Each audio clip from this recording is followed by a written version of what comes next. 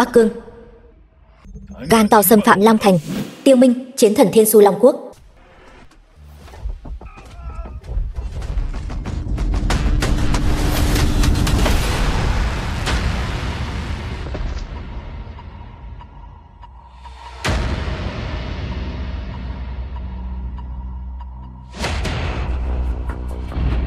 Ba năm.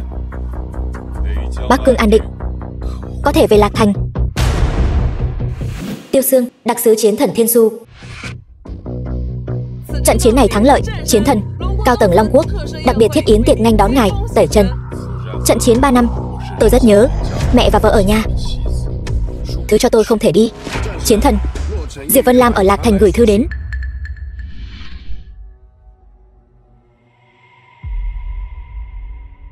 Tiêu Minh, 3 năm rồi, rốt cuộc anh khi nào thì trở về?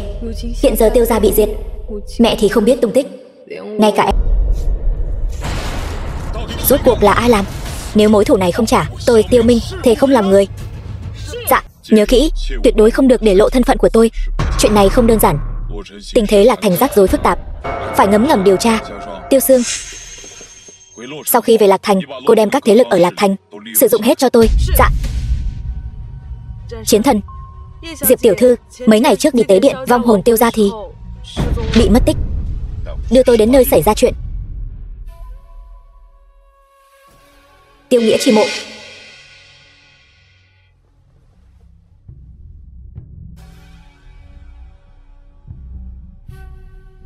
Vân Lam, Tần thiếu, lần này tập đoàn Thiên Su đến Lạc Thành mở chi nhánh rồi. Tôi biết, Tần Thương, chủ tịch tập đoàn Tần Thị, nếu như có thể hợp tác với tập đoàn Thiên Su, Tần gia tôi lại có thể lên một tầng cao mới.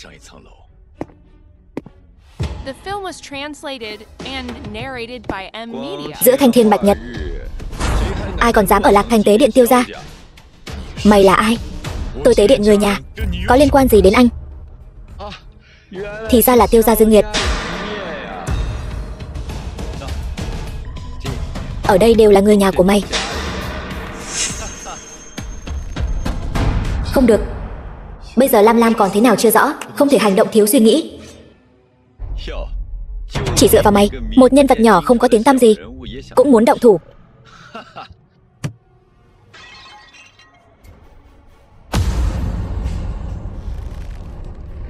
Lên đi, động thủ.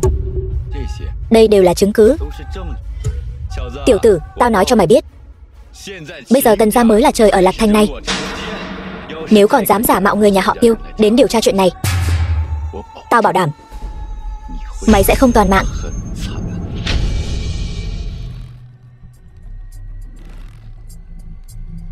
Đến đây, đánh tao đi.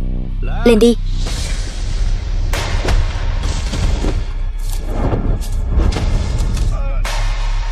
Nói hết chuyện Tiêu gia gặp nạn ra đi, nếu không tao sẽ cho mày biết tay. Thằng khốn nạn, mày dám đánh tao, mày tới số rồi. Tao không tha cho mày.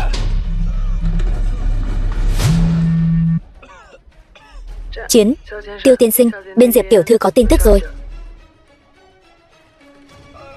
Coi như các người may mắn.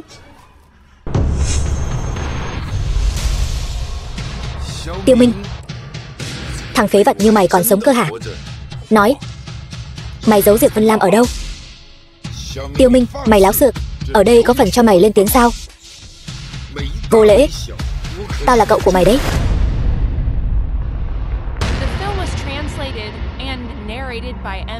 Thằng nhãi, mày chẳng qua chỉ biết đánh đấm thôi sao? Đánh nhau thì có ích gì? Ra ngoài lăn lộn, phải có thế lực. Cả Lạc Thành này đều do tao quyết định. Mày thì là cái thá gì? Diệp Vân Lam không ở đây, mày mau cút đi cho khuất mắt. Ra ngoài lăn lộn được vài năm, vẫn cái bộ dạng nghèo hèn này.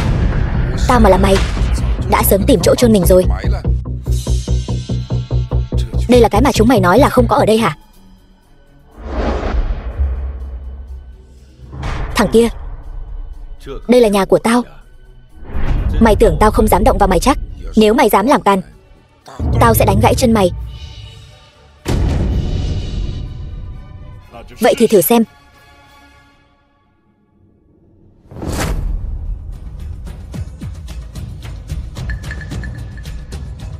Kệ nó đi. Tao muốn xem Diệp Vân Lam có chọn một thằng phế vật như nó không.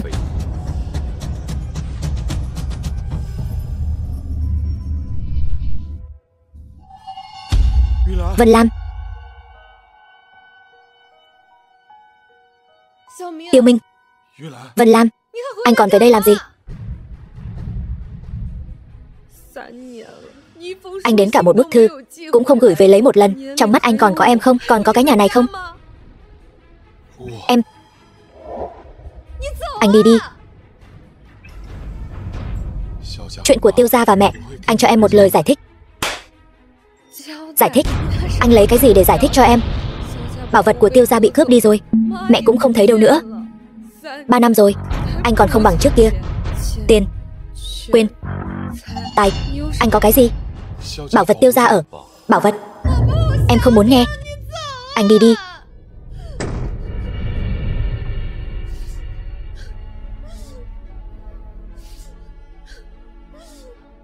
Tiêu Minh, tại sao anh cứ phải đợi đến khi mọi chuyện đã xảy ra anh mới chịu về chứ?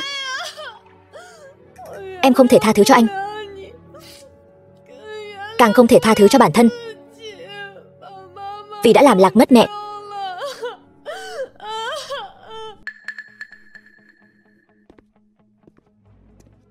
Cái bảo vật của Tiêu gia đó chính là cục than nóng bỏng tay đấy. Sao mày biết Tiêu gia tao có bảo vật? Tần Thương, chuyện Tiêu gia bị diệt tộc có phải do Tần gia các người làm không? Phải thì sao? Không phải thì sao? Mày chỉ là một thằng ăn mày hôi hám, có tư cách gì mà hỏi tao? Thằng phế vật như mày không thể để Vân Lam sống lại những ngày tháng tốt đẹp sao? Cứ phải chen ngang vào làm gì? Ngày tao và cô ấy đại hôn, các nhân vật nổi tiếng trong giới đều sẽ đến. Tao nghĩ mày nên đến xem. Đến lúc đó tao sẽ chừa cho mày một vị trí chó giữ cửa.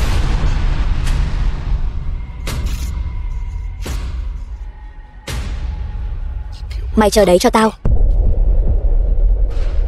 Đã như vậy, hắn không muốn nói ra tung tích bảo vật, vậy thì tao giúp hắn một tay. Hắn ta vẫn là bướng bỉnh như mẹ hắn. 2 năm trước,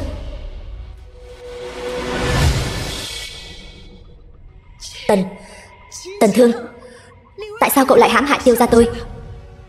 Nói ra tung tích bảo vật, tôi tha cho bà. Tôi sẽ không đâu.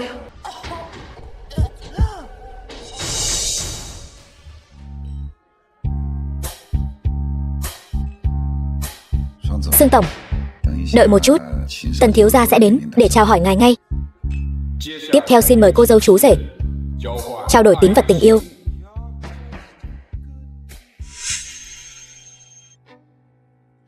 Không sao, tôi trước.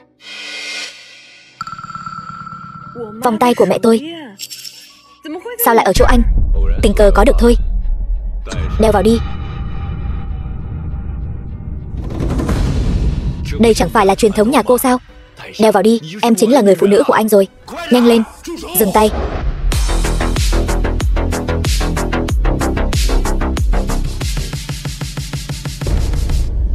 Đồ lang thang, còn dám đến thật cơ đấy. Ngày đại hỷ, đồ lang thang đến phá đám. Mau cút cho tao. Vân Lam, theo anh về nhà. Tất cả mọi chuyện anh sẽ nói rõ với em. Tiêu Minh, anh đi đi, tôi sẽ không đi với anh đâu. Bớt giận.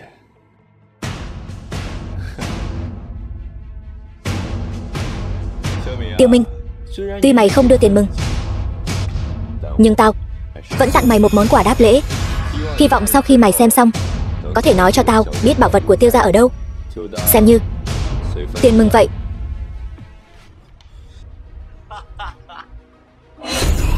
Tần Thương, chuyện tiêu diệt Tiêu gia là do mày làm. Hôm nay tao muốn cả nhà họ Tần chôn cùng. Tiêu Sương. Dạ. Bắt chúng cho tôi. Dám gọi thẳng tên Sương tổng. Mày sống chán rồi hả? Đúng vậy.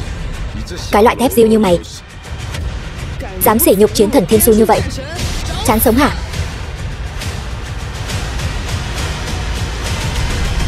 Thiên Su chiến thần. Hóa ra Tiêu Minh mất tích 3 năm. Là đi. Cái gì? Chiến thần? Không thể nào. Cái tên ngay cả nhà bị diệt cũng không biết. Có thể là chiến thần sao? Sương Tổng, có phải ngài nhầm lẫn gì không? Sương Tổng, ngài chắc chắn không nhầm chứ? Cái bộ dạng nghèo kiết xác này của hắn có nửa xu quan hệ gì với chiến thần? Cậu...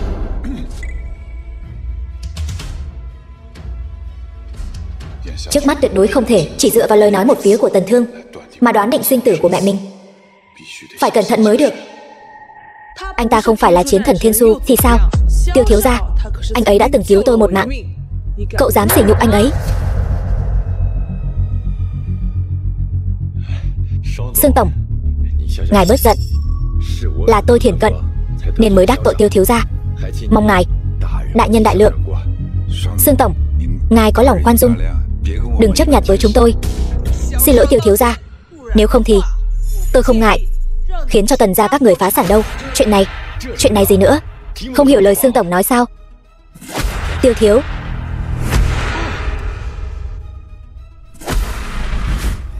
Tiêu Minh, mày không biết lớn nhỏ. Cút.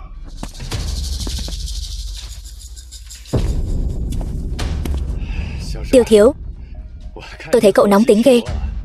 Hay là tiểu đệ dẫn cậu đi hạ hỏa? Nói, cái áo dính máu này từ đâu ra? Cái này là người khác gửi tới. Còn những thứ khác tôi thật sự không biết. Không biết.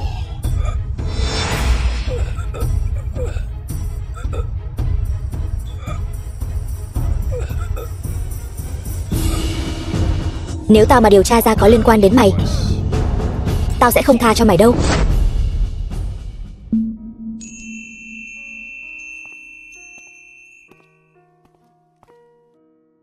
Vân Lam, đi theo anh.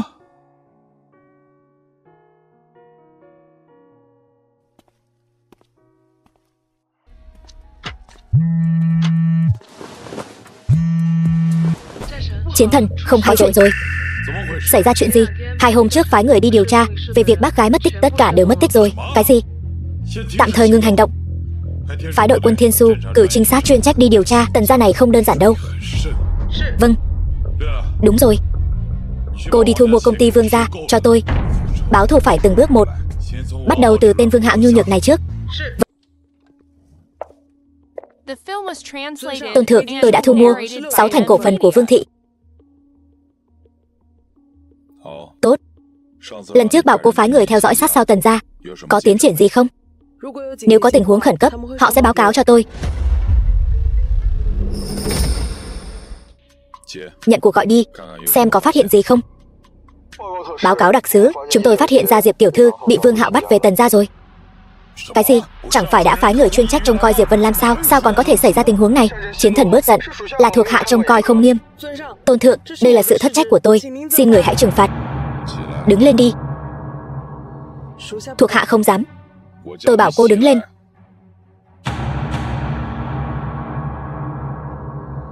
Đây không phải Bắc Cương, các người sơ suất cũng khó tránh khỏi. Huống chi Vân Lam cũng gọi là thông minh. Nhưng chỉ lần này thôi. Nếu còn lần sau, tuyệt đối không tha thứ. Dạ. Tần Thương, Vương Hạo, các người chán sống.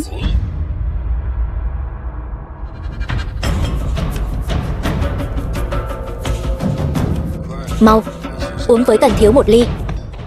Diệp Vân Lam, nếu cháu không phải là cháu gái cậu, chuyện hầu hạ Tần thiếu tốt như vậy, sao có thể đến lượt cháu? Vương Hạo, cậu là đồ súc sinh. Cậu nhất định phải đẩy cháu và Tiêu gia vào đường cùng sao? Mày thật là ngoan cố. Không phải tao, gia tộc Tiêu đã sớm phá sản rồi. Lẽ nào trong lòng mày vẫn còn tên phế vật kia? Không sao, qua đêm nay cô ta là người của ta, không cần phải có bất cứ liên hệ gì với tên phế vật đó nữa. Chuyện hôn lễ lần trước bị trì hoãn, để tôi đi giúp ngài thu xếp trước.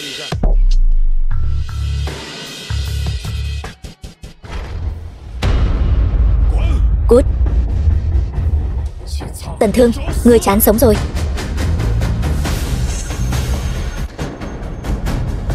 Súc sinh, tiểu tử Tiêu gia, mày muốn tạo phản hả? Hôm nay, nếu mày dám làm loạn, tao sẽ khiến Tiêu gia mày từ nay về sau biến mất hoàn toàn.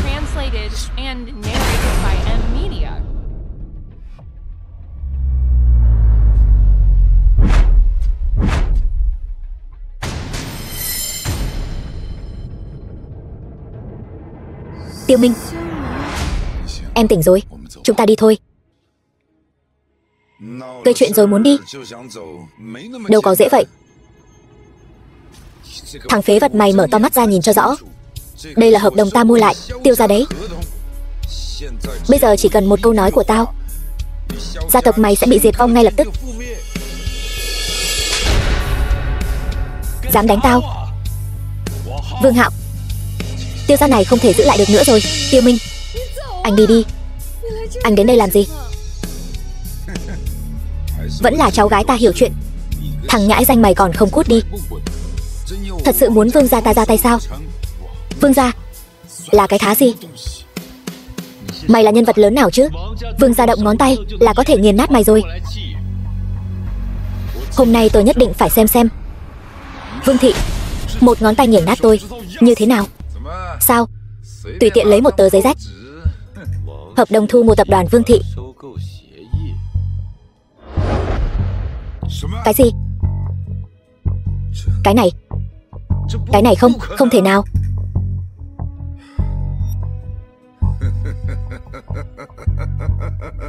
Tiêu Minh, xem ra mấy năm nay mày lăn lộn bên ngoài, trí thông minh càng ngày càng thấp rồi.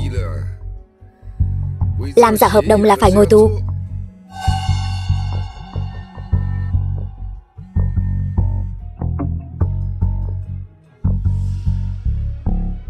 Lâm tổng, đừng gọi tôi Vương Hạo. Cậu đã chọc vào người không nên chọc rồi. Kể từ hôm nay, cậu bị tập đoàn Vương thị khai trừ. Cái gì? Cái này, rốt cuộc mày đã làm gì vậy? Vẫn chưa sáng mắt hả? Trên hợp đồng đã ghi rất rõ ràng. Vân Lam, chúng ta đi. Nhưng đừng sợ. Nếu bọn họ còn làm loạn nữa, anh không ngại để Sương tổng dẹp bọn họ một mẻ luôn.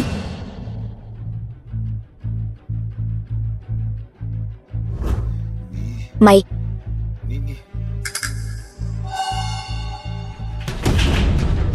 The film was translated and narrated by M Media.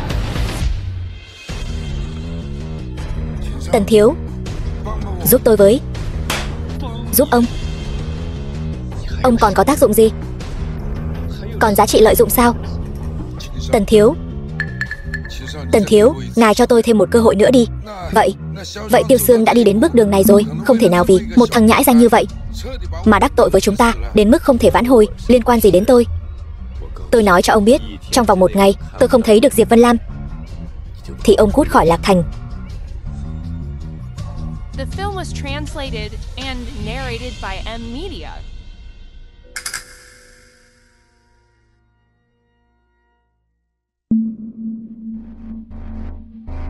Tiêu Minh, là do các người ép tôi. Chỉ cần có được cổ phần còn lại của Tiêu gia thì có thể hoàn toàn nắm giữ Tiêu gia. Bắt Diệp Vân Lam về. Chị ký hay không ký? Em là em trai ruột của chị đó. Sao em có thể làm em trai ruột của chị? Tôi còn thấy mất mặt. Tôi nói cho chị biết, tôi không có thời gian lãng phí với chị. Hôm nay nếu không ký thì chị cứ chờ Diệp Vân Lam bị huấn luyện thành người hầu đi. Ký đi, nếu không thì tự gánh lấy hậu quả.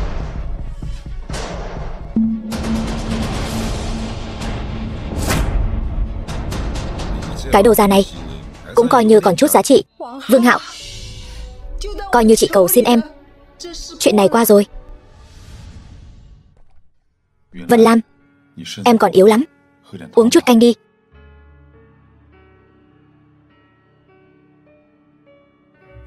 Anh đừng lo cho em nữa. Tần Thương bọn họ mà báo thù thì hậu quả rất nghiêm trọng. Em tin anh đi. Tất cả mọi chuyện anh sẽ sắp xếp ổn thỏa. Tiêu Minh, anh sắp xếp cái gì? Em biết quan hệ của anh và Sương Tổng rất tốt, nhưng cô ấy sẽ luôn giúp anh sao? Không đâu. Mẹ bây giờ còn chưa biết ra sao. Em không thể để anh cũng bị đe dọa. Chưa biết ra sao? Em biết những gì rồi? Không có gì. Bây giờ Tần gia đã leo lên được tập đoàn Thiên Su, thế lực như mặt trời ban trưa. Chỉ dựa vào chúng ta không đối phó được đâu.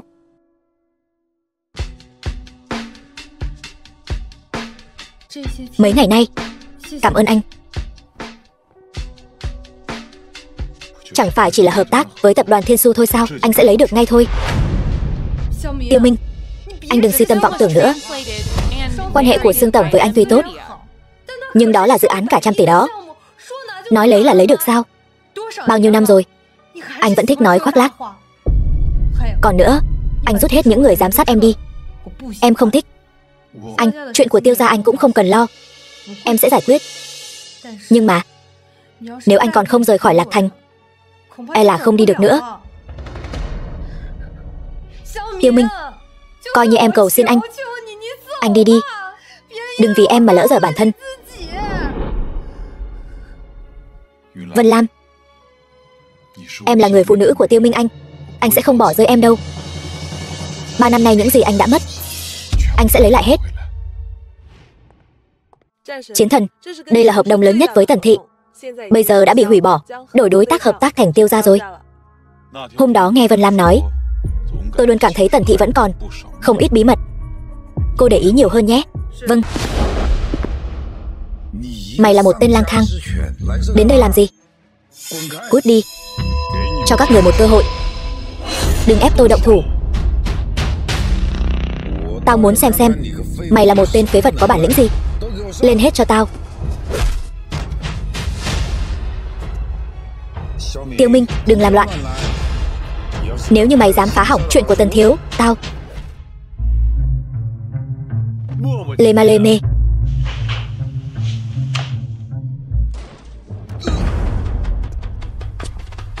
Tần Thương, mày chán sống. Mày còn dám đến. Hôm nay tao không tha cho mày. Nếu mày đã chán sống, tao sẽ chịu ý mày. Không muốn Tiêu gia diệt vong thì buông tao ra. Mày còn gì muốn nói không? Mày động thủ với tao, đừng hối hận đấy. Tiêu Minh, anh dừng tay cho em. Dựa vào cái gì? Dựa vào cái gì? Chỉ dựa vào mày là tên lang thang mất nhà. Mở to mắt của mày ra mà nhìn cho rõ. Tiêu gia sau này sẽ là của tao.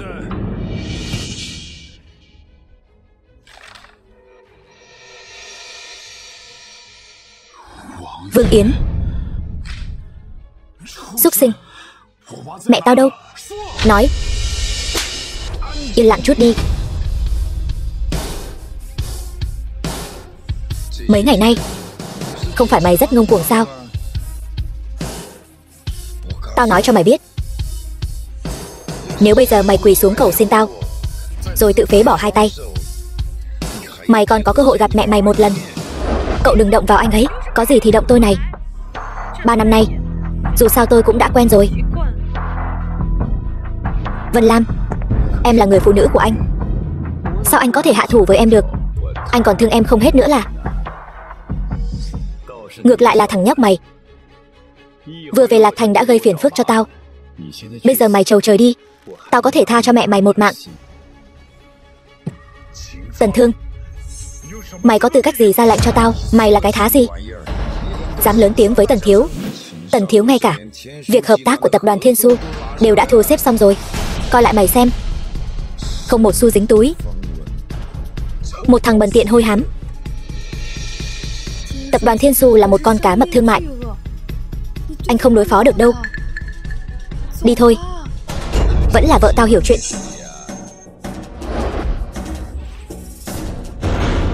Còn không mau cút đi. Cầm số tiền này cút khỏi Lạc Thành, nếu không tao sẽ cho mày thăng thiên.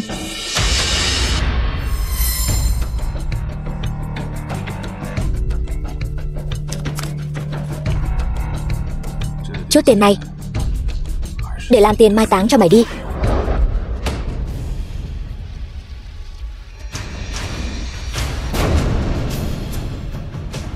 Hơn nữa, tập đoàn Thiên Su khi nào ký hợp đồng với Tần gia của mày vậy? Translated and narrated by M Media.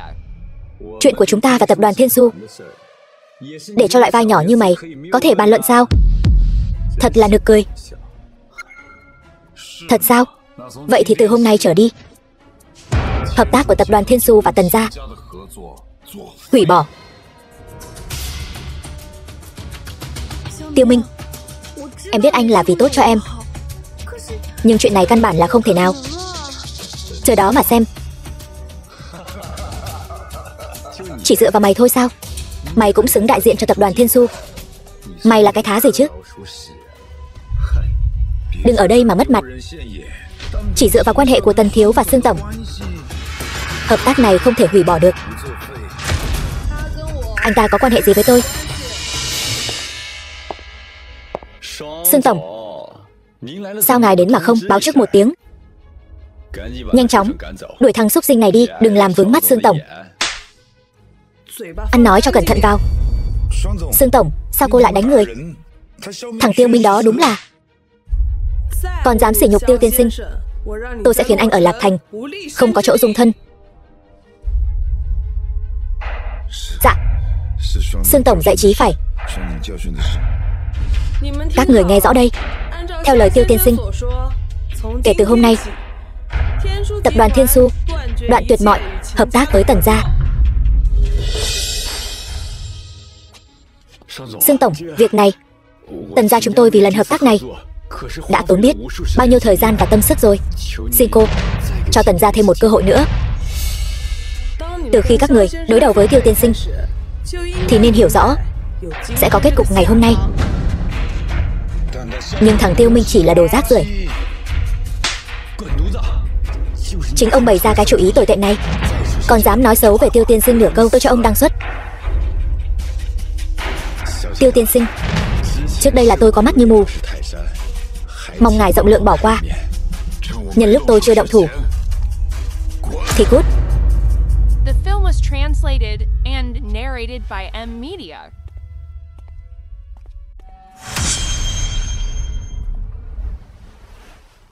Nói, rốt cuộc mày đã nhốt mẹ tao ở đâu? Tôi lăn đến đó. Tần Thương, tôi cảnh cáo cậu đừng làm bậy. Bà, cái đồ già lì lợm. Con trai bà làm chuyện xấu thì bà trả giá thay nó đi. Nếu bà lo cho tính mạng của mình thì nói cho tôi biết bảo vật ở đâu. Nếu không thì ngày này năm sau là ngày giỗ của bà. Mật bảo có thể phù hộ Tiêu gia ta 10 đời thái bình. Một khi đưa ra, hậu quả khó lường. Cậu xử tôi đi. Nếu bà đã muốn đi đời thì tôi cho bà tọa nguyện.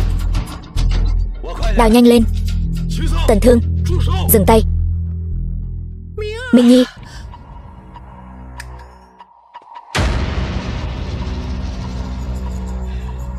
Không ngờ Vương Hạo nhanh vậy đã khai rồi. Tiêu Minh, chuyện giữa hai ta chưa xong đâu. Hai người các người xử hắn cho tôi. Chính là thằng nhãi này dám đắc tội Tần thiếu gia chúng ta. Làm chó thì nên ngoan ngoãn cụp đuôi lại. Tao cho mày đi đời.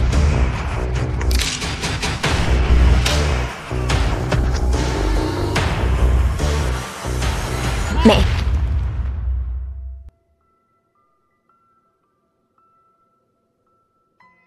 Mẹ. Mẹ tỉnh rồi. Lam Nhi. Mẹ. Thật sự là các con sao? Là tụi con đây.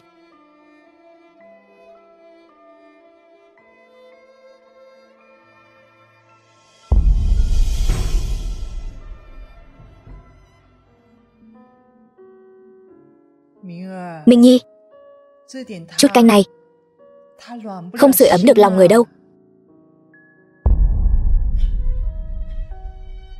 Mẹ, mẹ làm sao vậy? Không khỏe ở đâu? Mẹ bị bệnh chút thôi, không sao đâu. Nhưng cứ nghĩ đến còn chưa có cháu nội cháu ngoại để bế thì lòng này lạnh lẽo lắm. Mẹ, lúc này mẹ đừng có đùa, khiến người ta lo lắng đấy. Anh,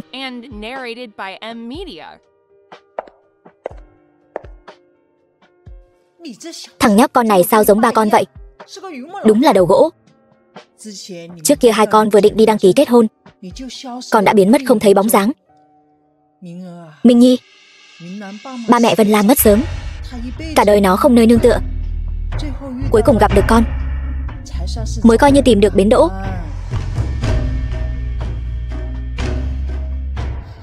Lam Nhi, 3 năm. Bây giờ là thời đại nào rồi? Đâu ai có thể chỉ dựa vào một câu hứa suông mà đợi con 3 năm. Nếu con dám bắt nạt Vân Lam, mẹ không tha cho con đâu. 3 năm này quả thật là nợ Vân Lam quá nhiều. Con sẽ đối tốt với cô ấy. Con lại đây, mẹ nói cho con nghe một chuyện quan trọng. Mật bảo Tiêu gia ở Nam Giao, không xa mộ địa Tiêu gia, được đựng trong một cái hộp tử kim. Mật bảo Tiêu gia rốt cuộc là cái gì? Tại sao nhiều người muốn nó như vậy? Bây giờ đi xem thử thì sẽ biết.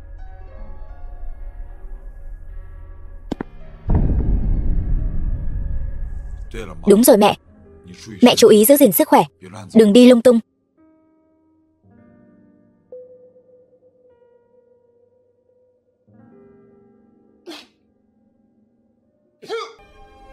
Miêu cương cổ độc của Tần gia. Mẹ không sống được bao lâu nữa. Minh Nhi, mẹ thật muốn nhìn thấy con kết hôn.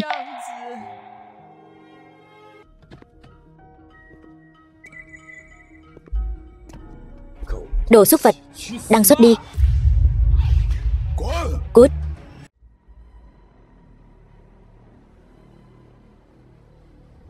Vương Hạo, chuyện bên ông làm xong chưa? Còn ngẩn ra đó làm gì? Xử hắn cho tôi.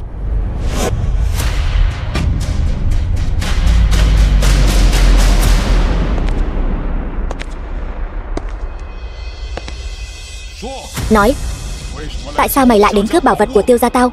Lúc trước, có phải chính mày đã diệt môn Tiêu gia tao không? Tao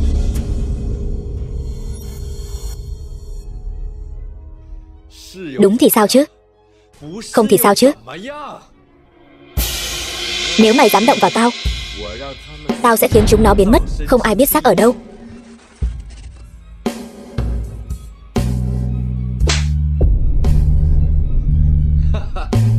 Cầm đồ lên, đi theo tao.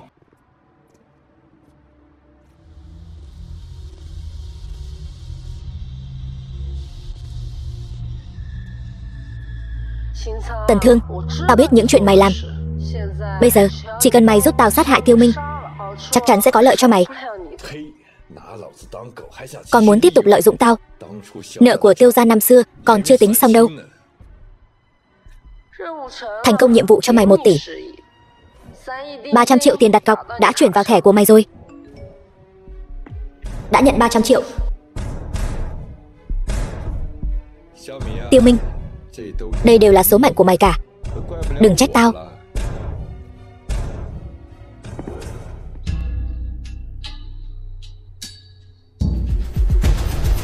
Thằng xúc sinh, mấy ngày nay mày phá hỏng bao nhiêu chuyện tốt của tao rồi hả? Tần Thương, rốt cuộc cậu muốn gì? Một lũ phế vật. Đặc sứ bớt giận. Hôm đó chiến thần, hệ thống định vị trên người đều bị vô hiệu hóa. Chúng tôi hiện nay Bắc Cương chiến loạn nổi lên lần nữa. Một khi chiến thần mất tích, Long Quốc sẽ không còn ngày yên bình. Những chuyện này biết đâu là gian tế của nước khác đang gây rối. Nếu có gian tế gây rối, chúng tôi liều mạng tiêu diệt. Bây giờ, việc quan trọng nhất là tìm được chiến thần, lập tức khởi động vệ tinh thiên nhãn. Trong vòng 1 tiếng, tôi nhất định phải có được vị trí chính xác của chiến thần. Vâng.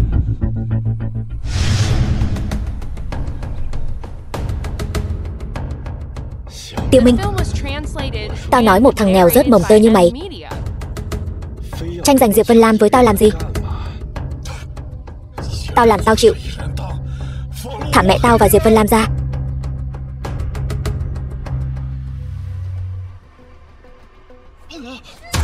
Tần Thương, anh dừng tay lại, anh dừng tay lại đi. Diệp Vân Lam, nếu cô đã nóng lòng như vậy, vậy lát nữa tôi sẽ xử lý cô trước.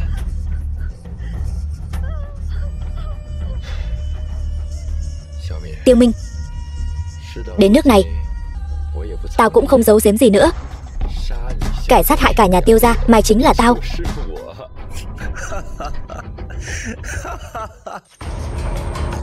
Báo, bẩm báo đặc sứ, đã tìm được vị trí của chiến thần. Lập tức triệu tập Thiên Su Quân theo ta xuất chiến. Dám cản trở Tần thiếu gia làm việc, không biết lượng sức mình. Vân Lam, ký vào giấy chứng nhận kết hôn này đi. Tôi ký.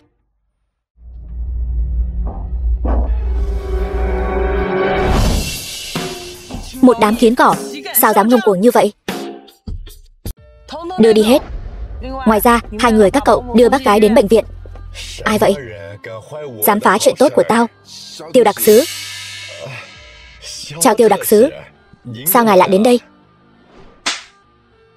Tiêu, dám mưu hại chiến thần, sống đến phát chán rồi sao?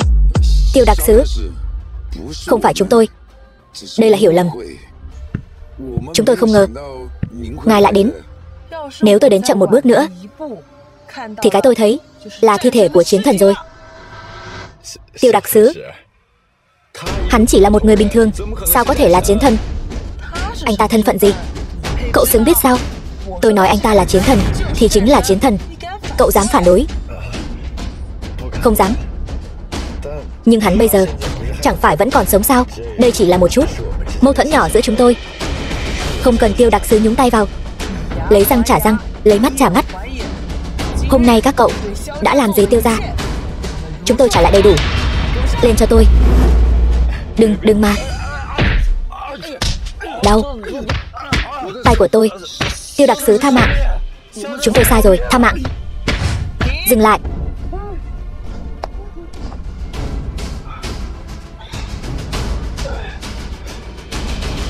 Tiêu đặc sứ tha mạng. Chúng tôi biết sai rồi. Xin lỗi, tôi có ích gì? Người bị đánh đâu phải là tôi. Tiêu chiến thần. Tôi tuyệt đối không có lần sau. Đúng, là chúng tôi có mắt như mù, không biết Thái Sơn chỉ là nhất thời hồ đồ, bắt cóc người nhà của ngài, đắc tội với ngài. Tiêu gia gia, ngài bớt giận. Ngài bớt giận. Tiêu gia gia, tao bớt giận. Lúc trước mày làm những chuyện với mẹ và Vân Lam, chỉ bằng một câu xin lỗi của mày là có thể giải quyết sao? Cút. Cháu gái lớn, đánh hay lắm. Là cậu không tốt. Cô ở ngoài này canh chừng, có chuyện gì lập tức nói với tôi. Ngài cẩn thận. Những việc bọn mày đã làm trước đây, hôm nay trả lại cho bọn mày từng chút một.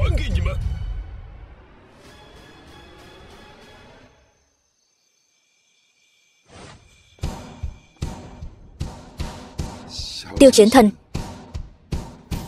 xin ngài, hãy để chúng tôi đi đi. Muốn đi? Chỉ bằng mấy câu xin lỗi giả tạo của bọn mày? Không dám. Nhưng hãy nể mặt, là người một nhà. Ai là người một nhà với ông? Ông không xứng. Nói thế nào đi nữa, tôi đối với Diệp gia không có công lao, cũng có khổ lao. Chẳng lẽ đây là thái độ nhận lỗi của ông sao? Là tôi không đúng. Tôi không nên chiếm tài sản Tiêu gia. Tôi không nên ngược đãi cháu gái và chị gái tôi. Là tôi không đúng. Kế hoạch thất bại, giúp tôi với. Ông làm việc giấu tài trời, trời đất khó dung.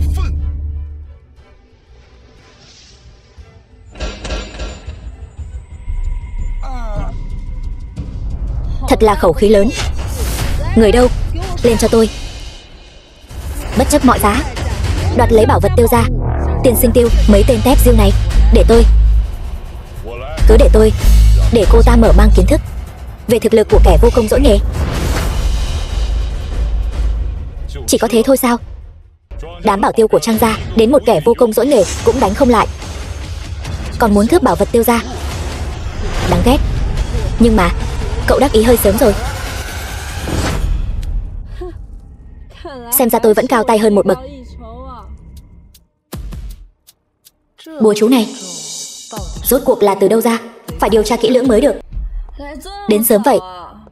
Báu vật mang đến chưa? Còn không mau giao ra đây. Mau thả Diệp Vân Lam ra. Nếu không thì... Nhóc con, tôi thấy cậu căn bản còn chưa hiểu rõ tình hình đâu nhỉ? Mọi người đều biết rõ nhau cả.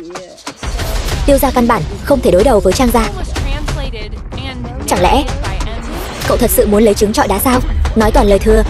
Tôi nói cho các người biết, nếu hôm nay Trang gia còn không giao Diệp Vân Lam ra đây, đừng trách tôi không khách khí. Tiêu Minh, cậu chẳng qua chỉ có thể đánh vài tên bảo vệ, vệ sĩ, nhưng đối phó với cao thủ ẩn thế thật sự, cậu còn kém xa.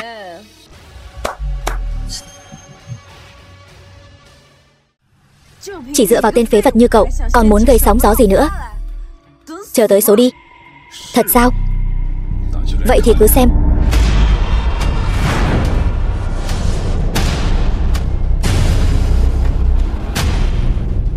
Chuyện gì xảy ra vậy? Hắn đã làm gì vậy? Đây là vi áp. Hắn không phải người bình thường. Chiêu vừa rồi còn chưa đến 1/10 thực lực của tôi.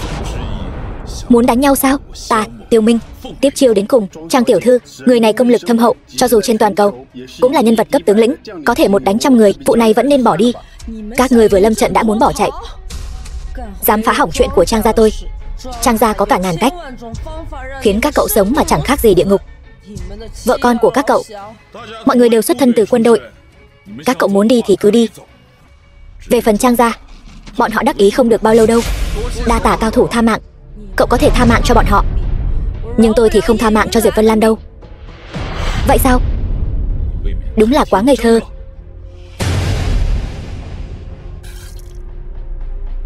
Vậy dùng mạng của cô đổi lấy mạng của Diệp Vân Lam, giao dịch này cô có chịu không? Coi như cậu lợi hại. Đi, đưa Diệp Vân Lam ra đây.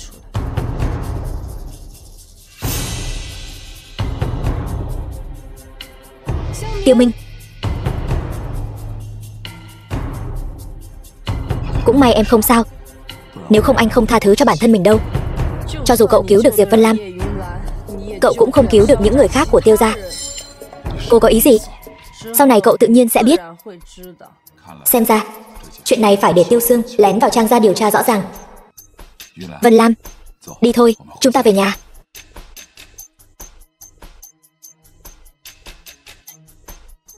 Mẹ, tụi con về rồi đây. Vân Lam, con không sao chứ? Nhiều vết thương quá. Không sao, mẹ, chỉ là một vài vết thương ngoài da thôi. Như vậy mà là không sao hả? Mẹ giúp con tìm thuốc nhé. Đầu của mẹ. Sao vậy, mẹ? Mẹ không sao chứ? Mau tìm bác sĩ giỏi nhất đến đây cho tôi, ngay lập tức. Vâng. Đừng sát hại Minh Nhi. Mẹ đừng sợ, chúng con đều ở đây.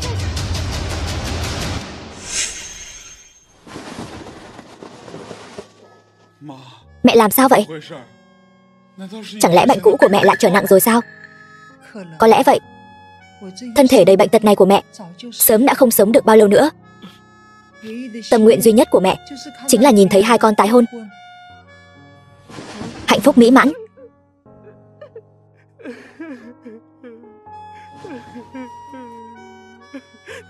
Mẹ, sẽ được mà, đợi bệnh tình của mẹ khỏi hẳn, con sẽ tái hôn với Vân Lam. Chúng con sẽ tổ chức một đám cưới thật long trọng, để cho tất cả mọi người đều biết Tiêu gia không phải là dễ bị ức hiếp. Diệp Vân Lam là con dâu của Tiêu gia.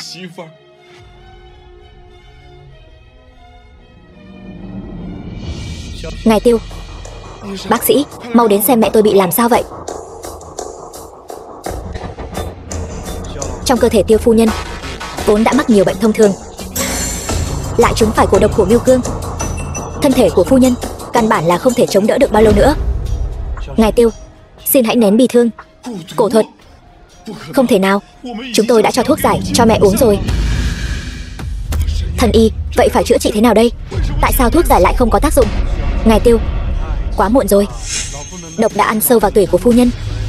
Cho dù có thuốc giải cũng vô dụng. Mà bản thân phu nhân sức khỏe đã không tốt, e rằng không còn được mấy ngày nữa. Cái gì? Minh Nhi, Vân Lam, nhân lúc mẹ còn sống, các con mau chóng tái hôn đi. Đây là tâm nguyện cuối cùng của mẹ rồi. Mẹ, con nhất định con sẽ tái hôn với Vân Lam ngay. Sau đó đợi đến khi mẹ khỏe lại, chúng con sẽ tổ chức một hôn lễ long trọng nhất cho mẹ xem. Mẹ e rằng không đợi được đến ngày đó.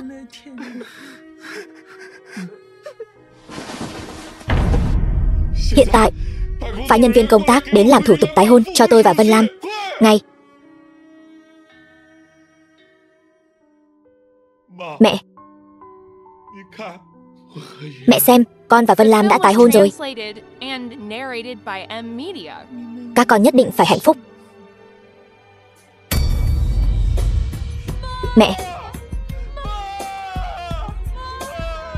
Mẹ tỉnh lại đi, chỗ này có phần cho cô nói sao? Còn ồn nào nữa, tôi cắt lưỡi cô. Tần Thương, mày sát hại mẹ tao, bắt cóc vợ tao, mày chán sống rồi. Tiêu Minh, đến đúng lúc lắm.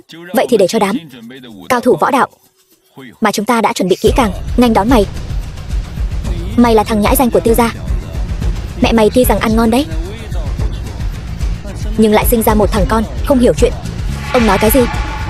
Ông dám làm nhục mẹ tôi? Cái này đâu gọi là làm nhục. Mẹ cậu có thể ngủ với tôi, đó là vinh hạnh của bà ta. Ông nói cái gì? Tôi sẽ xử ông. Muốn xử chúng tao? Mày nhìn trước mặt mày đi, đây chính là cao thủ võ đạo mà chúng tao đặc biệt điều động từ khắp Long Quốc đến đấy. Tiêu Minh, chút công phu mèo cào của mày ấy trước mặt bọn họ hoàn toàn không đáng kể. Cho mày 3 giây, thả Vân Lam ra, nếu không đừng trách tao không khách khí. Không khách khí? Mày không khách khí thế nào cũng không thể chống lại đám cao thủ võ đạo của chúng tao. Mày chẳng qua chỉ là con kiến dưới ngón tay của chúng tao. 3, 2, 1. Đây là kết quả do chính các người lựa chọn. Bắt chúng lại cho tôi. Tham kiến Thiên Su Chiến Thần. Sao có thể? Cậu là Thiên Su Chiến Thần? Mấy người đừng để bị cái lệnh bài rách này lừa. Cái lệnh bài này là giả. Lần trước hắn đã dùng cái lệnh bài này lừa cả hội trường rồi. Chắc chắn là giả rồi. Tôi đã nói rồi mà, tôi ở tầng lớp cao Long Quốc lâu như vậy, sao chưa từng thấy cái gì mà Thiên Su Chiến Thần cả. Dám làm giả lệnh bài mạo danh chiến thần, tôi thấy cậu đừng mong sống sót nữa. Thiên Su tướng sĩ nghe lệnh, bắt hết lại. Thấy chưa? Cho dù là cao thủ cao cấp, so với tướng sĩ của Thiên Su hiến binh chúng tôi thì vẫn còn kém xa. Còn không mau thả Vân Lam ra. Chẳng phải chỉ là cao thủ mà mày thuê đến lợi hại hơn một chút thôi sao? Nhưng chúng tao có 500 cao thủ võ đạo, một mình mày đánh hết được không? Đến lúc đó chẳng phải cũng bị bọn tao đè bẹp đó sao? Lúc này đám người mà các người mai phục từ trước sớm đã bị chúng tôi bắt hết rồi. Không tin thì cứ thử xem. Không thể nào. Người đâu?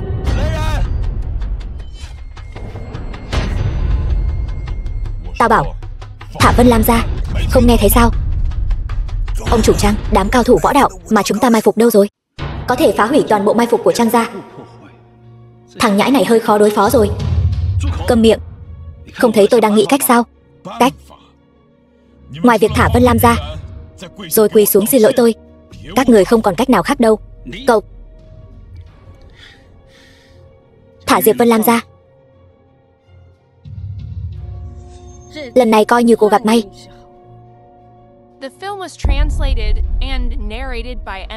Chúng ta đi. Tôi cho các người đi rồi sao? Chuyện còn chưa xong đâu. Vừa nãy là ai ở đó lăng mạ mẹ tôi? Quỳ xuống cho tôi. Cậu muốn tôi quỳ xuống? Mơ đi. Xem ra các người vẫn chưa chịu đủ khổ. Cậu, ba, quỳ hay không? Là Trang gia mạo phạm ngài Tiêu. Vừa nãy đều là ba tôi nói vậy. Trang Nhã, ba, đến nước này rồi. Vốn dĩ muốn chở Trang gia và Tiêu gia lưỡng bại câu thương, mình sẽ ngư ông đắc lợi. Không ngờ Trang gia lại yếu như vậy. Nhưng như vậy cũng tốt, thực lực Trang gia trống rỗng. Đợi Tiêu Minh vừa đi, mình sẽ rút củi đáy nồi. Điều cấp bách bây giờ là bảo toàn tính mạng. Tần Thương, lần này ngươi rơi vào tay tao, tao nhất định sẽ tự tay tiễn mày về chầu trời, báo thù cho mẹ tao. Tiêu gia gia, tôi sai rồi. Đều là Trang gia chỉ thị tôi làm như vậy. Bọn họ lấy tính mạng người nhà tôi, ép buộc tôi. Xin cậu tha cho tôi. Tần Thương, sao cậu có thể ăn nói hàm hồ như vậy? Rõ ràng là Tần gia các người và Tiêu gia có tư thù, cố ý đả kích trả thù. Sao lại thành Trang gia ép ngươi? Đợi tôi giải quyết xong Tần Thương, sẽ đến tìm các người tính sổ. Ta biết Trang gia các người trong tay cũng không sạch sẽ gì. Tiêu đại gia, Tiêu gia gia, tôi thật sự là bị ép buộc. Tôi có chứng cứ.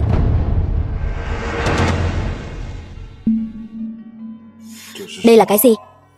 Đây là chứng cứ Trang gia ép buộc tôi làm việc cho bọn họ. Tần Thương, nếu ngươi không thay tôi trừ khử Tiêu gia, lấy bảo vật của Tiêu gia, tôi sẽ khiến Tần gia hàng trăm người biến mất khỏi Long Quốc. Trang Văn Bân ta nói được làm được. Đây là giả tạo. Cha tôi vừa mới đến Lạc Thành, Tần Thương ngay cả mặt cậu ấy cũng không gặp được mấy lần, sao có cơ hội để cậu ấy thu âm? Nhưng Trang gia bắt cóc, mưu hại người nhà tôi là sự thật.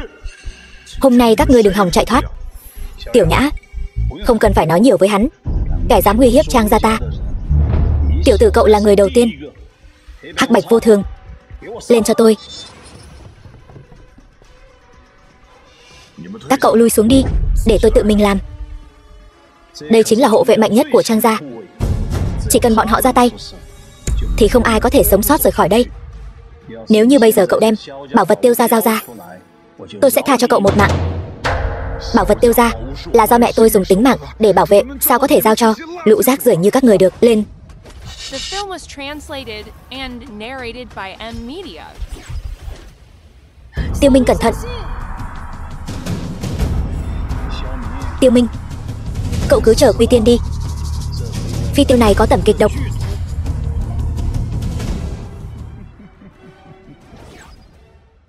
Tiểu nhân bị ổi. Không ngờ Trang gia lại lén lút giữ lại hai cao thủ như vậy. Nhưng không sao cả. Xem là độc của tôi phát tán nhanh, hay là các người đi đời nhanh hơn.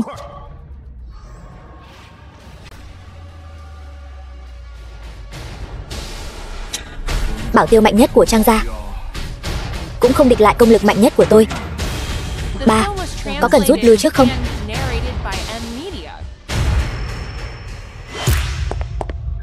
Tiêu Minh, anh không sao chứ? Còn muốn chạy? Người đâu? Bắt hết Tiêu Minh và Trang gia cho tôi. Tần Thương, cậu dám phản bội Trang gia. Vệ sĩ Trang gia đều bị Tiêu Minh diệt rồi. Tiêu Minh lại trúng kịch độc. Lúc này không ra tay thì đợi đến bao giờ? Tiêu Minh, không sao. Vẫn còn chiến sĩ Thiên Su ở đây. Chỉ với mấy tên tay sai diễn viên của mày, bọn chúng có giỏi đến đâu cũng là do mày thuê về. Tiêu gia đã cho bọn mày bao nhiêu tiền? Tần gia tôi cho bọn mày gấp 10 lần. Chỉ cần bọn mày thay tôi thu dọn Tiêu Minh và Trang gia, chiến sĩ Thiên Su vĩnh viễn sẽ không phản bội chiến thần Thiên Su. Lên cho tôi.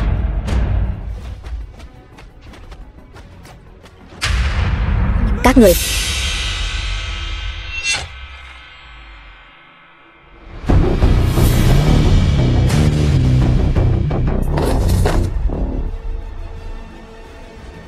Tiêu gia gia,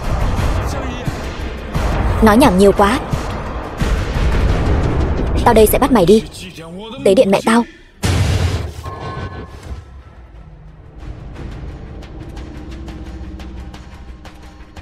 Tiêu Minh, đây chính là kết cục của kẻ mưu hại người nhà ta. Còn có Trang gia các người. Tiêu Minh, Tiêu Minh, anh tỉnh lại đi Tiêu Minh. Tiêu đặc sứ, Tiêu Minh không sao chứ? Không sao. Trương Thần Y nói có thể cứu được, vậy thì chắc chắn có thể cứu được. Hơn nữa, hiện tại mạch đập của Tiêu tiên sinh, hô hấp đều đã trở lại bình thường. Tiêu Minh, anh tỉnh rồi. Anh không sao. Tiêu tiên sinh, Tần Thương đã đi đời. Trang gia. Vân Lam, anh hơi đói. Em đi xem trong bếp có gì ăn không? Được. Chiến thần, chúng tôi đã tìm thấy Trang gia và thư từ qua lại với Đông Doanh, nhưng bọn chúng đã sử dụng liên lạc mã hóa. Chúng tôi đang toàn lực giải mã. Nhanh chóng lên, không thể để bọn chúng phát hiện ra thư từ bị mất. Vâng. Tiêu Minh, cháo em nấu cho anh lúc trước vẫn còn nóng, mau ăn thử đi. Vân Lam, mai đi thăm mẹ đi. Tần Thương đã mất mạng rồi. Anh coi như có một lời giải thích với mẹ. Được, đợi mình tế bái mẹ xong. Trang Văn Bân, Trang Nhã, các người chờ đó. Mẹ, Vương Hạo và Tần Thương đều đã đền tội. Về phần Trang gia, con còn phải tiếp tục điều tra kẻ mưu hại Tiêu gia chúng ta. Con sẽ không bỏ qua một ai. Tiêu Minh, mẹ ở dưới suối vàng chắc chắn sẽ biết được lòng hiếu thảo của anh. Vân Lam, thời gian này em đã chịu khổ rồi. Đợi anh giải quyết xong tất cả mọi chuyện, sẽ làm theo lời mẹ nói. Tổ chức cho em một hôn lễ thật long trọng, khiến tất cả phụ nữ đều phải ngưỡng mộ. Em tin anh. Tiêu Sương, Chiến thần, thư từ đã được giải mã. Trang gia đã tiết lộ cơ mật quốc gia của Long Quốc cho Đông Doanh, đổi lấy sự ủng hộ của họ đối với Trang gia. Chứng cứ xác thực, để xem lần này Trang gia làm sao trở mình.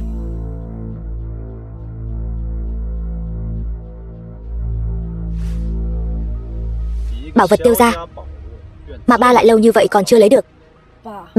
Ba cũng thấy rồi đấy, thực lực của Tiêu Minh thật sự không giống một người lính xuất ngũ bình thường. Con nghĩ vẫn cần phải điều tra thêm một thời gian nữa. Nhưng mà gần đây chúng ta đã có được sự hỗ trợ vũ khí mới nhất từ Đông Doanh. Gia tộc Trang các người thông đồng với địch quốc, chứng cứ rành rành, mà còn dám đường đường chính chính nói ra miệng. Tiêu Minh, sao cậu vào được đây? Tập đoàn Trang thị rõ ràng đã bố trí hệ thống an ninh nghiêm ngặt nhất, vài ba tên bảo vệ mà cũng muốn cản tôi. Ngu xuẩn đến đỉnh điểm. Đây là... Sao cậu có được? Sao hắn lại có mật thư của chúng ta và Đông Doanh? Chuyện này cho dù bị ai phát hiện đều là án tử. Hôm nay sát hại hắn ở đây, hoặc là Trang gia diệt vong. Không đúng, vào thời khắc cuối cùng có thể bỏ xe giữ tướng. Tiểu Nhã, đây là cái gì? Sao ba nhìn không hiểu? Ba làm sao vậy? Đừng giả bộ nữa. Các người vì để có được sự ủng hộ của Đông Doanh không tiếc tiết lộ tình báo cơ mật của Long Quốc. Đây chính là tội chứng thông đồng với địch quốc của Trang gia các người. Hôm nay tôi sẽ thay trời hành đạo, trừ khử Trang gia các người. Láo xược, cái mũ lớn quá đấy. Cậu không điều tra rõ sự thật đã chụp lên đầu Trang gia. Trang gia chúng tôi từ trước đến nay ngồi ngay, đứng thẳng, trong sạch rõ ràng. Sao có thể để cậu ở đây vu khống? Đúng vậy, chỉ là vài bức thư thôi, chỉ cần cắn răng không nhận. Tiêu Minh, cậu dám ngụy tạo chứng cứ. Xem ra cậu nhất định là muốn đối đầu với Trang gia tôi rồi. Vậy thì Trang gia cũng tuyệt đối sẽ không nhượng bộ. Người đâu, đuổi tên cuồng đầu này ra khỏi Trang gia. Chỉ có thế thôi sao? Ba, chúng ta mau đi thôi.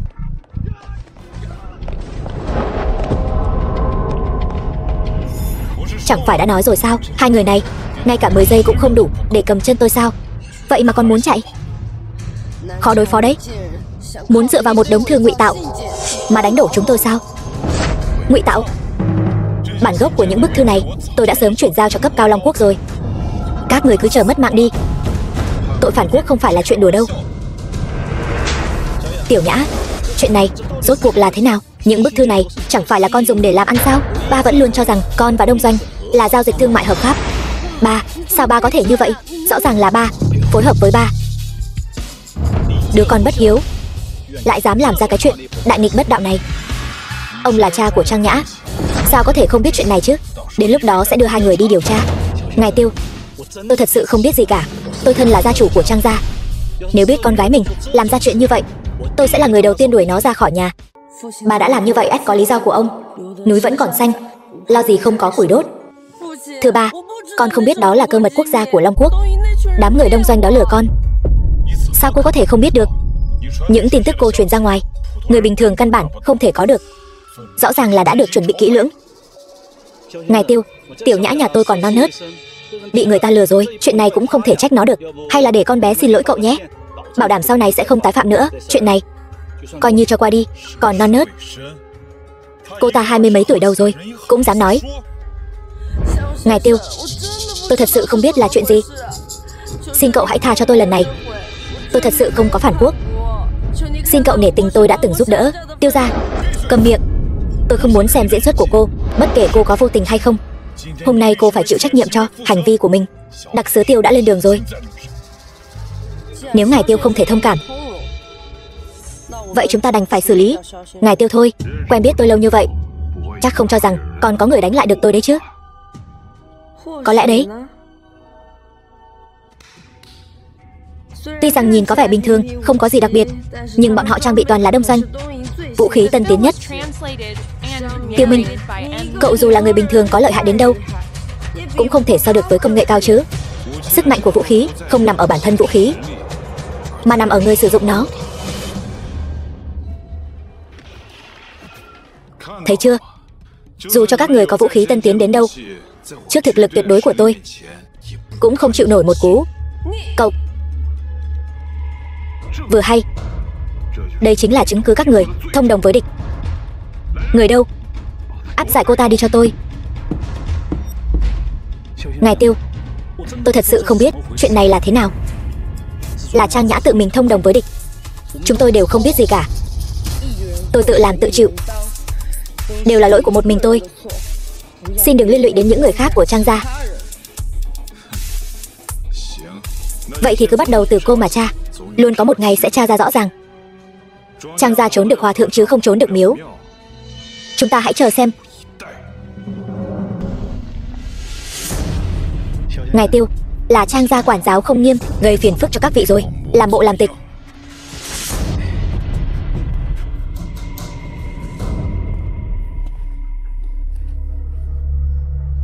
Phải về nhà kiểm tra kỹ lưỡng, đem tất cả những thứ liên quan đến đông doanh đi tiêu hủy. Sau đó đi cứu Trang Nhã. Lập tức tiêu hủy toàn bộ thư từ trong mật thất và kho của tôi. Còn nữa, xóa sạch nhật ký máy tính của tôi và Trang Nhã. Phòng bị nghiêm ngặt. Vâng. Tiêu Minh điều tra sâu đến vậy. Rốt cuộc hắn ta là người như thế nào? Hay là Tiêu Sương và Long Quốc đã chú ý đến Trang gia rồi? Trang gia nguy rồi. Không thể không phòng bị. Trưởng lão, tử sĩ được Trang gia bí mật huấn luyện có bao nhiêu? Không đủ. Còn lâu mới đủ. Phải tăng gấp 3 lần nữa.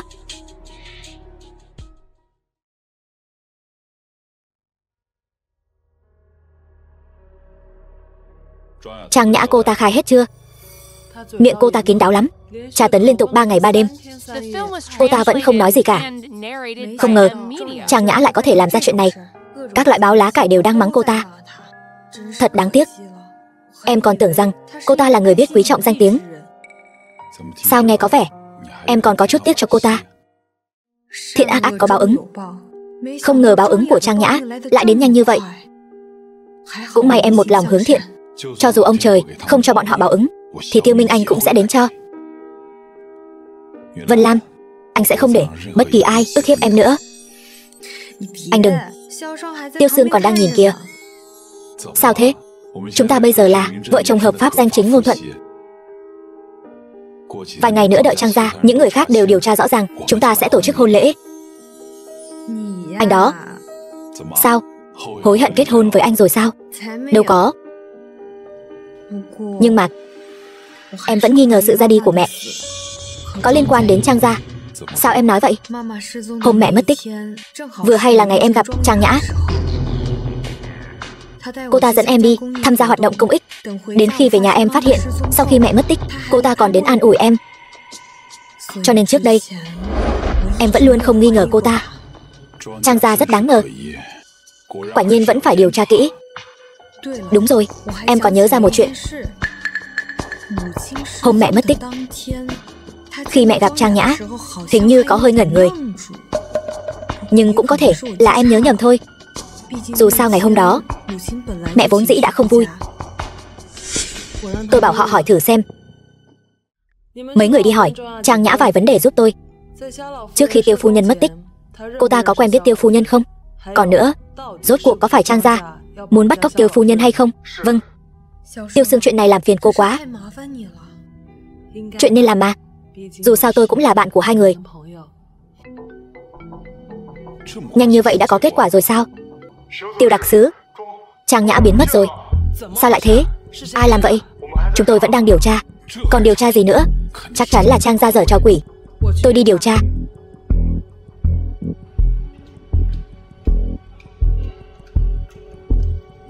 Trên đường không ai phát hiện ra chứ? Không ai. Con đi theo bản vẽ lộ tuyến mà trốn thoát, một đường thông thoáng. Tiêu Minh lại có thể tra ra được mối liên hệ giữa chúng ta và Đông Doanh. Cho dù không có bảo vật của Tiêu gia, thằng nhãi này nhất định phải bị trừ khử. Ba, bây giờ phải làm sao?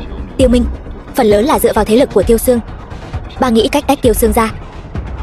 Sau đó con thừa lúc hắn một mình thử dò xét thực lực của hắn. Nhưng nếu bọn họ phát hiện ta mất tích, chắc chắn sẽ truy nã. Lúc này con đi tìm Tiêu Minh, chẳng phải là tự chui đầu vào giỏ sao? Không sao, ba sẽ cấp cho con những võ giả mạnh nhất của Long Quốc. Hơn nữa, Tiêu Sương từ kinh đô trở về Lạc Thành nhanh nhất cũng phải nửa ngày. Đến lúc đó Tiêu Sương vừa đến kinh đô, con liền hành động. Vâng. Chiến thần, chúng tôi đã điều tra ra tuyến đường bỏ trốn của Trang Nhã. Bọn họ mua chuộc nhân viên canh gác, sau đó đi qua đường hầm phòng không bỏ hoang mà trốn thoát. Nhân viên canh gác đã bị xử trí theo quân pháp. Ngay cả cơ cấu dưới trướng đặc sứ cũng có thể bị Trang gia xâm nhập. Trang gia đã là một khối u lớn của Long Quốc. Nếu còn tiếp tục để mặc bọn chúng phát triển, Long Quốc sẽ bị tan rã từ bên trong. Thuộc hạ hiểu rõ. Trang gia hôm nay mời tôi đến kinh đô tham gia thọ yến của trưởng lão trong tộc bọn họ. Nếu tôi đi thì Lạc Thành bên này, có tôi ở Lạc Thành, không cần lo lắng. Bên kinh đô phải nhân cơ hội điều tra nghiêm ngặt. Vâng.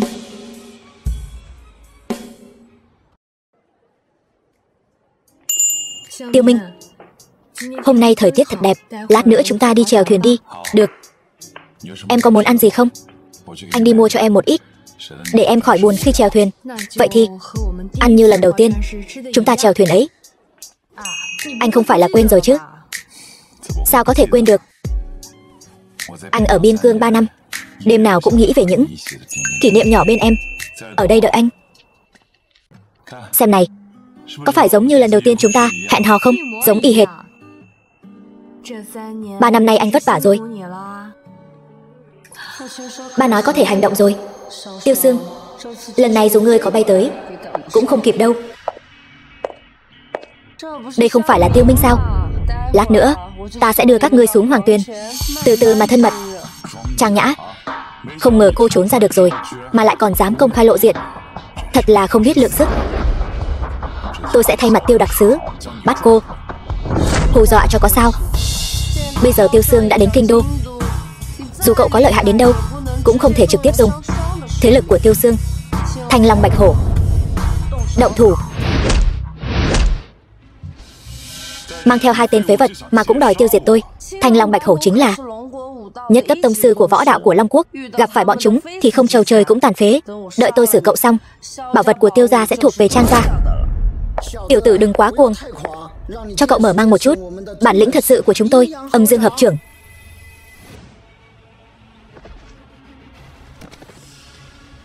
Âm Dương hợp trưởng quả thật lợi hại.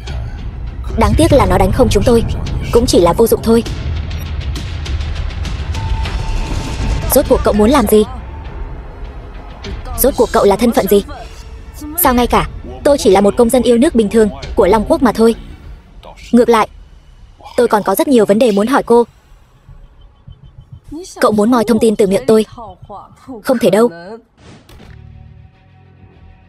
Vân Lam, xem ra hôm nay không thích hợp để chúng ta thả lỏng tâm trạng. Phải đi kinh đô trước, giao Trang Nhã cho Tiêu Sương. Tội của Trang gia không thể tha thứ. Anh không thể khoanh tay đứng nhìn. Thiên hạ hưng vong, thất phu hữu trách. Em đi cùng anh. Kinh đô.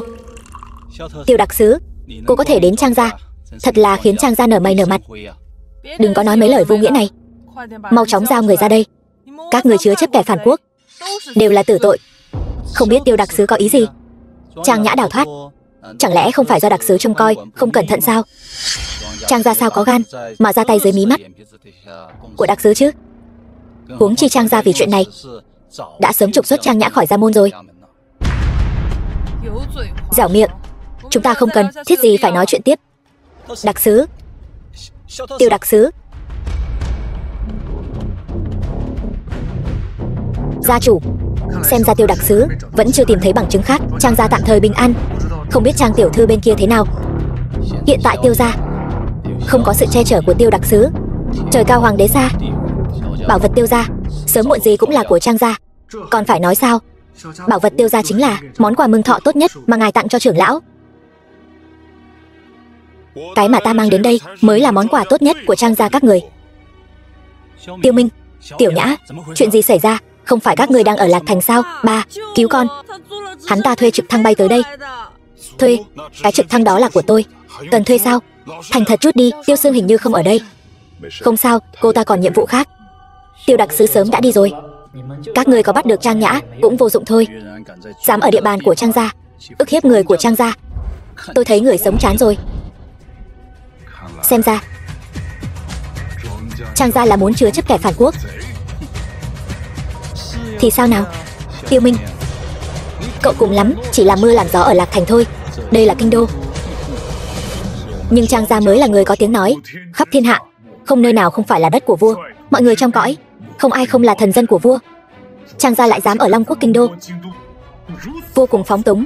Xem ra hôm nay tôi phải dạy dỗ các người cho tốt. Dạy dỗ chúng tôi? Chỉ dựa vào cậu sao? Cậu chẳng qua chỉ là biết đánh vài người, còn muốn đối đầu với cả Trang gia sao?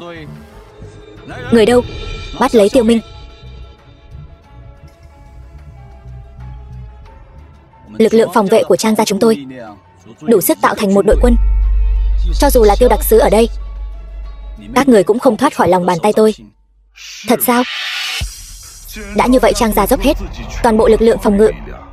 Vậy tôi cũng không giả vờ nữa. Tất cả thiên su tướng sĩ nghe lệnh tôi, bảo vệ Trang gia. Tiêu Minh, cậu diễn kịch còn giỏi hơn tôi đấy. Sắp tới số rồi, còn thật sự coi mình là thiên su chiến thần sao?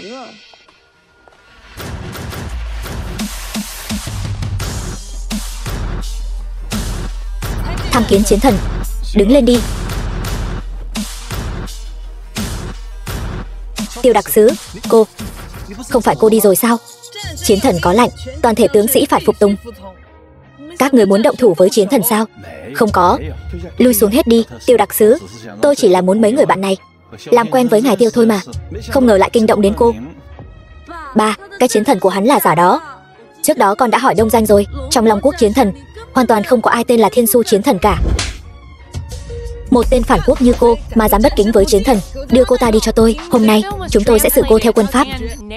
Ba, cứu con. Bọn chúng muốn lấy mạng con. Tiêu đặc sứ, xin cô, xin hãy nghĩ đến việc Trang gia bao năm qua đã đóng góp tiền của cho Long Quốc. Tha cho Trang Nhã đi. Con bé vẫn chỉ là một đứa trẻ thôi mà. Đứa trẻ cái rắm. Phản quốc là đại kỵ. Dù là thiên tử phạm pháp cũng phải chịu tội như dân thường. Xem ra Tiêu đặc sứ cố ý gây khó dễ cho tôi. Người đâu? Ông dám uy hiếp Tiêu đặc sứ? Có gì mà không dám. Tôi đã nói rồi, toàn bộ lực lượng phòng vệ của Trang gia chúng tôi không hề thua kém bất kỳ quân đội nào của Long Quốc. Nếu Tiêu đặc sứ không nể mặt tôi, vậy tôi cũng không cần phải nể mặt cô ta. Thiển Cận, hôm nay sẽ cho tôi biết thế nào là uy lực của đội quân Thiên Du. Cậu làm bộ làm tịch cái gì? Đến cả Tiêu đặc sứ tôi còn chẳng để vào mắt, còn đến lượt cậu sao? Lên! Đội quân Thiên Du là lực lượng vũ trang cơ mật tối cao của Long Quốc. Bọn ông và lũ rác rưởi đông doanh kia đâu có tư cách biết đến những điều này. Dù là đội quân nhỏ yếu nhất do tôi chỉ huy, cũng có thể bao vây tiêu diệt Trang gia sạch sẽ. Trang lão gia, chúng ta không chống đỡ được nữa rồi. Chuyện gì xảy ra vậy? Các ngươi rốt cuộc là ai? Tiêu đặc sứ vừa mới nói rồi còn gì? Tai của ông điếc hả? Tham kiến thiên su chiến thần. Lúc trước là thuộc hạ mạo phạm, bây giờ đã biết sai rồi. Biết sai rồi. Xin chiến thần người giơ cao đánh khẽ, tha cho Trang gia đi. Tha cho các người. Không thể nào. Trước đây Trang gia đã tiêu diệt Tiêu gia chúng tôi như thế nào, tôi sẽ cho Trang gia các ngươi nếm thử cùng một mùi vị. Chiến thần, trước đây chúng tôi cũng là bị Tần gia che mắt. mới tham gia vào việc tiêu diệt Tiêu gia. Nhưng người động thủ là hai nhà Tần Vương, không liên quan đến chúng tôi, còn dám cãi chảy cãi cối. Trang gia rõ ràng là chủ mưu đứng sau. Nếu không bảo vật của Tiêu gia, trước đây sao lại rơi vào tay Trang gia được? Là Tần gia bọn họ dâng lên, chúng tôi cũng không biết là làm sao. Bọn họ đều đem những thứ chân quý nhất, bảo vật của Tiêu gia dâng lên. Ông nói các người còn không phải là chủ mưu. Chiến thần, là chúng tôi sai rồi. Chúng tôi không nên mơ ước bảo vật của Tiêu gia, khiến ngài nổi giận. Các người đối đầu với Tiêu gia lâu như vậy, chính là vì bảo vật của Tiêu gia. Lẽ nào ông không biết công hiệu của bảo vật Tiêu gia sao? Tương truyền bảo vật của Tiêu gia có thể khiến gia tộc kéo dài trăm năm không suy. Phàm là những gia tộc có máu mặt ở Long Quốc, ai mà không động lòng. Loại lời đồn này mà các người cũng tin sao? Nếu vận mạnh gia tộc thật sự có thể dựa vào một món bảo vật để che chở, vậy Tiêu gia sao lại phải chịu tai họa bất ngờ? Chiến thần, xin ngài nể tình nhà họ Trang đã vì Long Quốc cung cấp nhiều nhân tài trong các ngành các nghề như vậy. Xin hãy tha cho nhà họ Trang lần này đi. Nhân tài? Tôi thấy người là cung cấp gián điệp trong các ngành các nghề thì có. Nếu không có nhà họ Trang, có mạng lưới tình báo rộng lớn như vậy, thì Đông Doanh gần đây làm sao có thể lại mưu đồ gây rối ở Biển Đông? Không có mà. Chiến thần, nhà họ Trang ngoài Trang Nhã ra, những người khác đều an phận thủ thương. Chúng tôi đều không biết Trang Nhã đang làm gì. Ta vừa rồi che chở nó chẳng qua là vì thương con mà thôi. Những lời này ông cứ chờ, ngồi trong mục mà nói đi. Hôm nay nhất định phải điều tra toàn bộ nhà họ Trang. Không lâu trước vừa có người của tình báo Đông Doanh đến đây, tuyệt đối không thể để bọn họ tra được. Chiến thần, tôi thề, những người khác của nhà họ Trang chưa bao giờ làm chuyện gì phản bội Long Quốc. Ngài muốn hành hạ Trang Nhã, tôi cũng sẽ không ngăn cản nữa. Ba, con không phải là đứa con gái mà ba yêu thương nhất sao? Tại sao ba lại đối xử với con như vậy? Cầm miệng, con chẳng lẽ muốn lôi cả nhà họ Trang chôn cùng với con sao? Con đây là tự mình chuốc lấy. Tiêu Minh, ngài đừng tin ông ta. Tôi mới là vô tội. Trước đây luôn là bọn họ liên lạc với Đông Doanh, cuối cùng sự việc vỡ lở mới đẩy tôi ra chịu tội thay. Mày đúng là đứa con bất hiếu, tự mình làm ra cái chuyện đại nghịch bất đạo này, còn muốn vu khống cho những người khác của nhà họ Trang. Không cần Chiến thần động tay, nhà họ Trang chúng ta sẽ xử tử ngươi. Cô ta là phạm nhân bị đội quân Thiên Su giam giữ, không có sự cho phép của quân Thiên Su, bất kỳ ai cũng không được động thủ. Người đâu? Áp giải cô ta xuống cho ta. Chiến thần nói phải. Vừa rồi là do tôi kích động quá, nhưng những người khác của nhà họ Trang thật sự không phản bội Long Quốc mà. Những người khác có phản quốc hay không, lời ông nói không tính. Chiến thần, bẩm báo, đã khám xét xong, chúng tôi đã tìm thấy đoạn ghi hình này, ghi lại hoạt động qua lại của Đông Doanh và nhà họ Trang. Mấy cái hộp trong đoạn ghi hình này là cái gì? Là vũ khí hạng nhẹ mới nhất do Đông Doanh nghiên cứu chế tạo. Mang lên.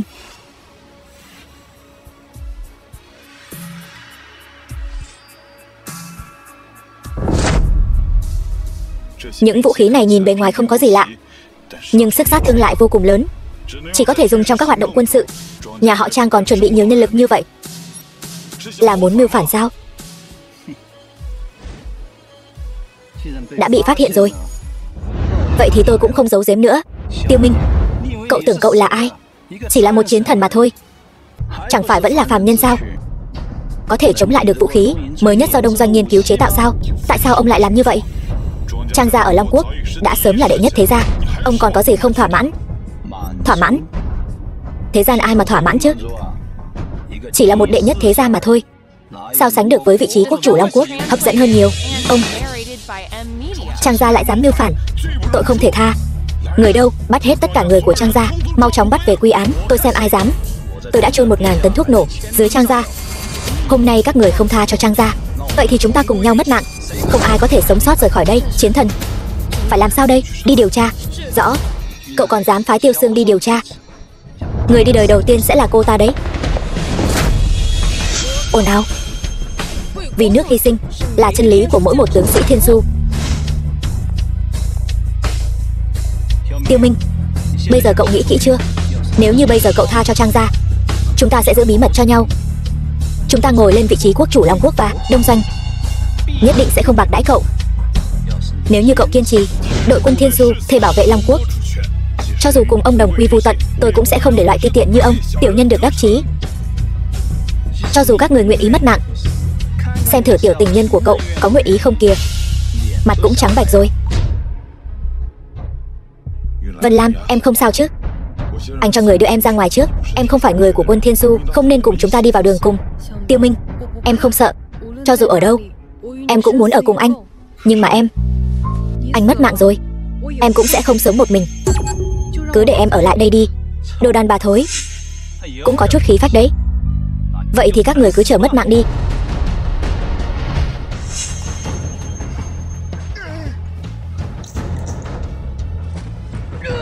Người đâu? Tôi sẽ không để ông dễ dàng làm được.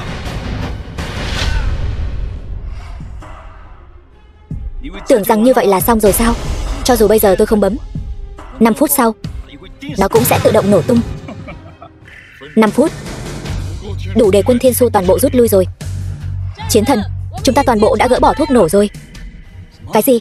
Không thể nào, tuyệt đối không thể nào. Cậu lại không ngờ tới đúng không? Quân Thiên Su chúng tôi nhân tài đông đúc, gỡ mấy quả bom của ông có là gì?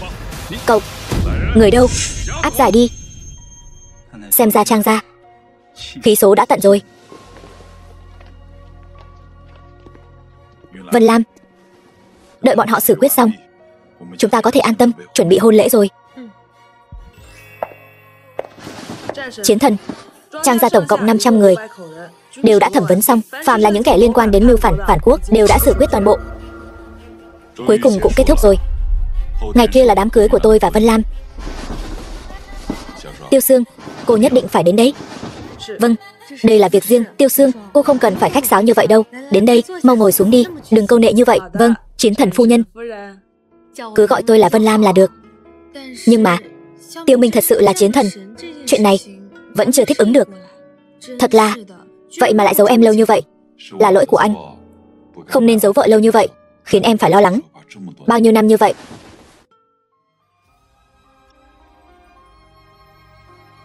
Anh sẽ không còn có những điều giấu giếm khác với em nữa. Chúng ta nhất định sẽ hạnh phúc. Em tin anh. Tây Bắc Chiến Lang Vương tặng một cặp lam điền ngọc như ý, 1.000 lượng vàng. Giang Nam Huyền Minh Giáo tặng một dương Đông Hải Dạ Minh Châu, một tượng gỗ điêu khắc Kỳ Lân Tống Tử. Sau đây xin mời cô dâu chú rể của chúng ta lên sân khấu.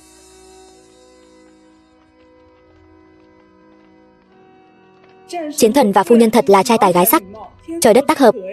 Toàn bộ thế lực gia tộc hàng đầu của Long Quốc đều đến chúc mừng Thiên Su chiến thần. Quả không hổ danh là Thiên Su chiến thần. Mời cô dâu chú rể uống rượu giao bôi, hạnh phúc đến lâu dài. Tiêu đặc sứ đến tham kiến Thiên Su chiến thần, chúc chiến thần và phu nhân mãi mãi đồng tâm, tình thâm ý hợp. Chiến thần thần uy, mãi bảo vệ Long Quốc. Chiến thần thần uy, mãi bảo vệ Long Quốc. Mọi người đứng lên đi.